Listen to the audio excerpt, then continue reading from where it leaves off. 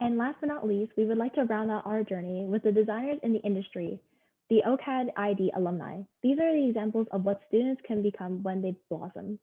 Please welcome Denise Ulan, a software designer at Humanistic, Farzan Sajini, a design consultant, Michaela Koo, a UX researcher at Rogers Communication and the co-founder of Habit Factory, Singyu Lam, product designer of Block GmbH in Germany, and our surprise guest, Reed Howard, a product designer lead with Wild Eyes Designs.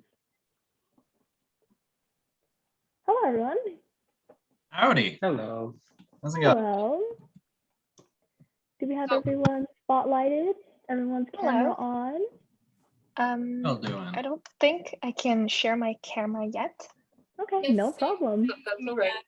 It says it's yeah, unable to start video. Oh, Normal day in virtual. back on. There we go. All right, amazing. And same with me, it says I can't access the video, guys. We're so sorry about that. Let's just find you really quick. There we go. Awesome. All right. Hello. Same question start as we have had for all three panels. What are your thoughts on the themes that came out of thesis? Awesome. Anyone can jump in. Totally amazing. I think I'll go first. So for me, data services and education was, it makes sense. And to me, those were some apparent ones. But the most interesting is connectivity, well-being, and green futures, I think, because this year we have learned, I hope most of us learned what it means to be human. And we have one planet, we have only one Earth, and we only have one body, and we need to take care of it. And, you know, talking about connectivity too, I want to start by congratulating all of you guys, first of all, to, you know, being able to stay connected during this year. I want to congratulate the faculty and the award nominees and winners. It's just been, we had to put so much effort this year to stay connected. So I think that, you know, all of the subjects make sense, but the most interesting to me is the green futures, connectivity, and well-being. Across all of them, I think the connectivity was like major. Like I saw, I think a lot of empathy in a lot of the designs. There was a lot of people finding ways that they can connect with one another, find ways that people can express themselves better, and find more positive ways that people are allowed to kind of communicate with one another. And especially in all these crazy times, that's more important than anything. I think I'd like to echo what my two previous alumni members said before me. I mean, it's pretty hard to speak after Denise, but the categories were spot on. I see them all being one sort of theme in general, life online. And I understand how difficult it was, but a lot of these projects empathize, like what Reed said, with, you know, what we're all going through collectively right now. And I think you guys did a great job executing that at home in maybe difficult circumstances at home, but you guys pulled through. Very proud of you. I think what really stood out to me actually was the education section. It is pretty meta for students to be doing their thesis project on education, like, and the fact that it became a category, perhaps because of the challenges, the unique challenges faced this year amongst all the other years, that really brought a spotlight to education as a system, made that category really unique. And I remember seeing some very interesting takes on how that could be changed or improved, basically, even just from their personal experience of going through it the entire year. And to me, that was very much a product of this unique year. I also want to kind of add to what Singyu mentioned. I think for me, I was intrigued by all the topics of how they were so much influenced by the actual pandemic. And I found that there was a stark difference between last year's themes, or it was more focused around ecosystem, whereas this year it's more about, what's that human connection, considering how the pandemic has affected their education, self-care, well-being. So, and most of those projects also stemmed from their own experience and was more personal. So I think it was a really interesting, intriguing topics this year. Wonderful, thank you. Another kind of going off of that, with like the pandemic being a very unique situation, how has that changed how you work, how you live? How has that affected your practices? I'll start again. So for me, it has been a busy year. And so what I was doing to trick myself that I'm going to work at home is that I go for a walk in the morning as if I'm like commuting to work. I come home, I work, and then at the end of the day, I take my walk again as if like the work is done, it's over. Because for me, what I realized, like separating those spaces were really important, because after a while, like it's just that you can't stop working because the space that you're living is where you work. So I had to, separate and balance those things. I would suggest this for all of you guys. If you have trouble working remote, it works. And, I actually went through all the winter going for walks. It really brought up the motivation. And this year was, I had to learn a lot to keep my motivation, to keep my positivity, because I feel like because we're less connected and we're a lot more isolated, we're like in small bubbles. So, for me is like, it was learning how to integrate things to my life that I can still feel connected, and, those sort of things. I think I'll kick us off next. I'll echo sort of what some of the students said before. REA talked about how he had his family and his partner to keep him stable. I definitely had the benefit of that. Very grateful for that, but also being outdoors really helped. I had a transition. I went from student to educator to practitioner within a year. So I always had a social space, thankfully, right? I didn't get assignments and then go home and have to be on my own. So I had people to converse with, and I think my network and my little group of friends, that's what mainly kept me sane. How my life has changed, I've gotten more sleep, that's for sure. I wasn't a student anymore, so I think that was the best part. I was able to manage my time how I wanted to, especially given the pandemic. There were difficulties, but then again, everybody was a phone call away. And my partner's plant obsession definitely kept me sane too. Nurturing your environment really helps your mental headspace. Mm-hmm. I can also add a little bit to this question. I totally agree with Denise and Farzad's. Working from home is definitely a challenge, and it's certainly not what I had expected when I had graduated. I expected to be in office, and with my role being a UX researcher involving myself talking to actual customers, when I started this role, everything had to be remote. I had to get used to the new platforms to conduct research. It was also a different way of conducting research remotely. So I guess in terms of my role, that was a big surprise to me, but also it pushed me to expand my skill sets beyond just conducting like moderated research to now remote research, making my practice more flexible. So yeah, it was a benefit and also a big challenge for me. I've got to say, I have heard of Denise's tip, and it has never worked for me because I cannot bring myself to consistently do a pretend commute. Like in the back of my mind, I'm always just like, oh, my computer is right there. And I can start working right away. I think it's great though. I should definitely give it a try more often. The transition to my lifestyle, I think, has largely been in two parts. Since I basically just holed up at home for like the first half year when the pandemic started.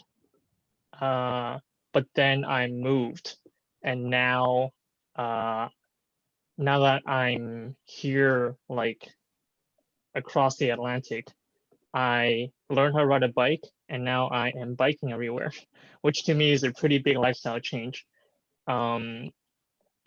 Since I have barely even taken the public transit, so that's actually been great. In terms of work, I was actually already working remotely before the pandemic arrived, so that actually didn't change the work situation for me as poorly or as suddenly, I think, as it could have been for some other people, because I lucked into the situation that I think everybody was soon to find themselves in. But overall, I think, yeah, I've been really lucky with how things managed to play out over the last 12 months for me. Amazing. And Reed? Reed.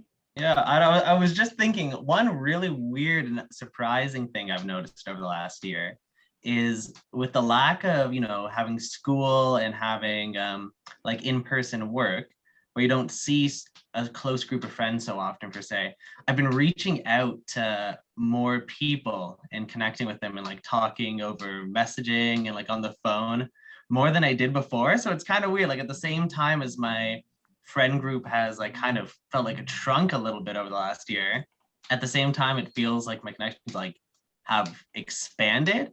Like I get into pretty long text conversations with friends over like Instagram Messenger that I haven't talked to in like years, and it was kind of surprising. I'm like, you really have way more connection with some people, I feel, because of everything going on right now. If I could just add one last thing, I actually just finished onboarding into my new workplace, and I was in a cohort of 50 plus people, and like it was very much a unique experience.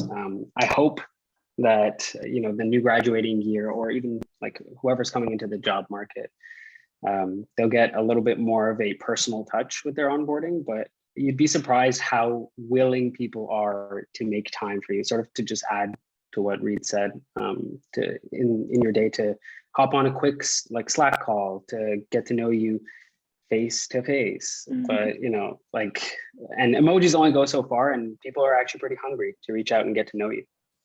Or GIFs. You'll have become like a GIF choosing master. Oh yeah, that's definitely a really good skill to have. Oh yeah, it's key. And kind of to round things out, being people that work in the field currently, that have at this point have gone through a bit of a weird shift when it comes to the work-life balance and all that kind of stuff. Where do you think design is going? What have you noticed on the ground? I want to say, to me, the future of design is human and is empathy.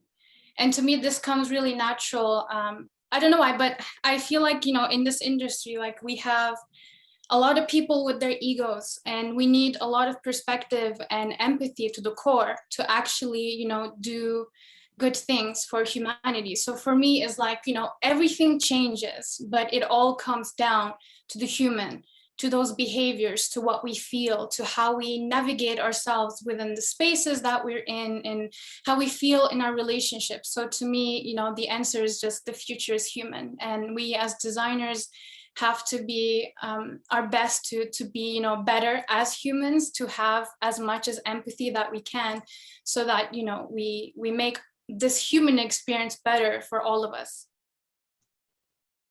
Amazing. Anyone else want to like? Something I've noticed in as like a product designer of the last year is there's a lot more trust that's needed with the people you work with. Whereas before, being able to just go and see different parts of an operation, like you're designing something and you go and talk in person with the client, you go in person to the factory or the manufacturer, and you get a really on person, you can see it, you can physically like touch it and everything, you get to move papers around with the client. It's all kind of gone now.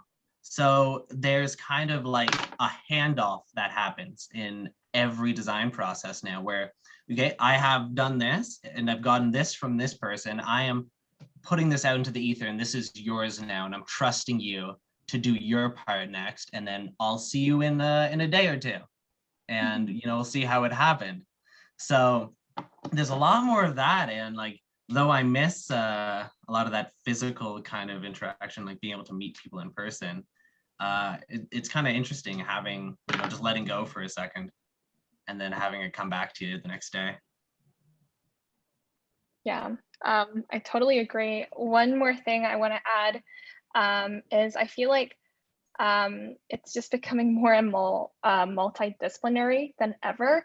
I think right now, even in terms of design, there's been a lot of emphasis on designers doing more research and democratizing research to the design team. That's been a hot topic, even within my job where I usually talk to customers and clients, and qualitatively now there's a huge emphasis on working with the digital analytics team. What's the intensity of that data that you are coming from? So I think it's just becoming the lines of industries and skills are becoming more and more blurry, and you have to become that multidisciplinary person to be able to kind of grow as a design leader.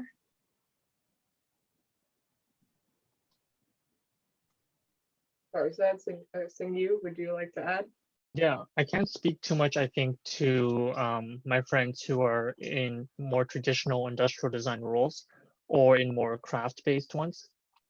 But speaking from like a consumer electronics UI UX kind of perspective, I think, especially in the last year, we've seen a lot of new potentially disruptive technologies, right? That was also the subject of a lot of thesis topics arise, and really make a few waves through society and like real physical impacts in the world. I think as we move forward into the future, we'll see more and more of these technologies like come and go, and like who knows if they'll stick around. But as designers, we really need to be aware, stay on top of it, and really consider the impacts that participating or not participating in these can really make.